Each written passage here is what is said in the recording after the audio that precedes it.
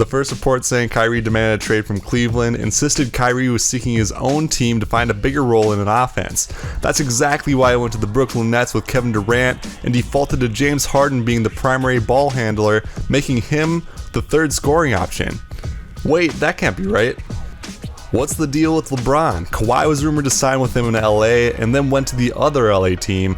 Paul George was rumored to sign with LeBron, then he signed in Oklahoma City before demanding a trade a year later to the other LA team, and Kyrie wanted to escape LeBron so bad he demanded a trade with 2 years left on his contract and directly blamed LeBron in his request.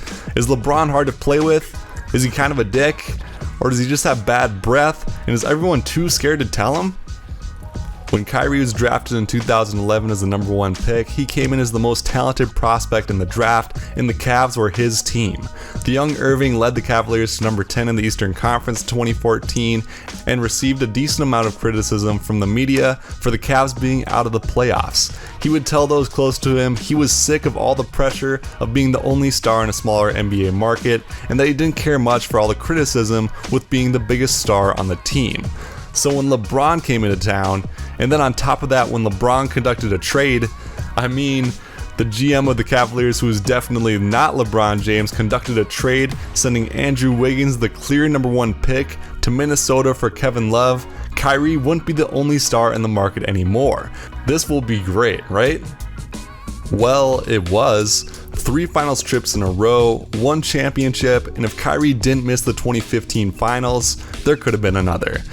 It was 2017 when Kyrie said he had enough and demanded a trade out of Cleveland. Kyrie still had 2 years left on his deal and the Cavs didn't necessarily have to listen, but Kyrie did say he didn't want to play with LeBron anymore, so that would be awkward. It was thought that the primary reason Kyrie did not want to play with LeBron was the fact that LeBron always had the ball in his hands, as is expected for one of the greatest of all time. There are no real winners in the Kyrie Irving to Boston trade. Here's how it shook out. Boston, loser. Kyrie was injured in 1 playoff run and was contemplating the shape of the earth in another. In the 2019 playoffs, Kyrie shot 31% from 3 and 38% overall, both of which were career lows. Kyrie must not have liked teams that start with the letter C, so he left there too. Isaiah Thomas, an unfortunate loser. He played 15 games with the Cavs, never fully recovered from his injury, and was traded to the Lakers. Jay Crowder, loser. He didn't last the season in Cleveland either. Cavs, loser. Ultimately, they traded Kyrie, one of the league's best players, and at the end of the day, after all the other trades, they ended up with Rodney Hood, George Hill, Jordan Clarkson, and Larry Nance Jr. LeBron, loser. After saying he wanted to retire a Cavalier, not facts, he left the next season and went to Los Angeles to teach Pepe Le Pew about consent. That is important though, someone needed to calm him down a little bit. LeBron would comment on the Cavs front office and tell Slam magazine that they traded Kyrie Irving too quickly. This is actually partially why Kyrie was done playing with LeBron. He wasn't sick of playing with superstars, but he was sick of playing with this superstar. Playing with LeBron is a no-win situation. Either you win the title and LeBron wins all the credit, or you lose and you take all the blame. Essentially, there's no scenario where you get credit for winning a title, and LeBron will have some inflammatory comments throughout his time as a teammate and shifting blame onto the Kardashians, which, let's be honest, it probably is their fault. LeBron jokingly, or not so jokingly, banned Khloe Kardashian from attending Cavs games to see her man Tristan Thompson after the Cavs played poorly with her being there. And Kyrie Irving has said forcing a trade from Cleveland and LeBron was the best thing he's ever done, which, let's be honest, Kyrie has done much better things. He tried to start his own league with NBA players, that's pretty sick. Uncle Drew is a 5.8 on IMDb, and that's above a 5.7.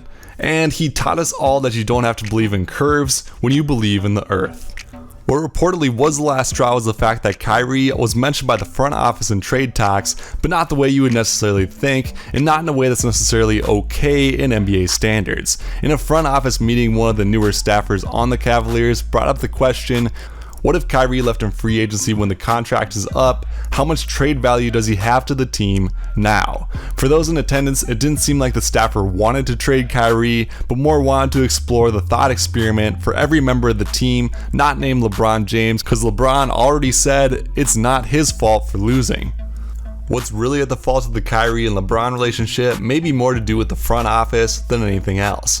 Despite the fact that it was reported Kyrie was upset LeBron had the ball in his hands too much, Kyrie's usage rate actually only fell below average for him one time, which is Kyrie's first year playing with LeBron.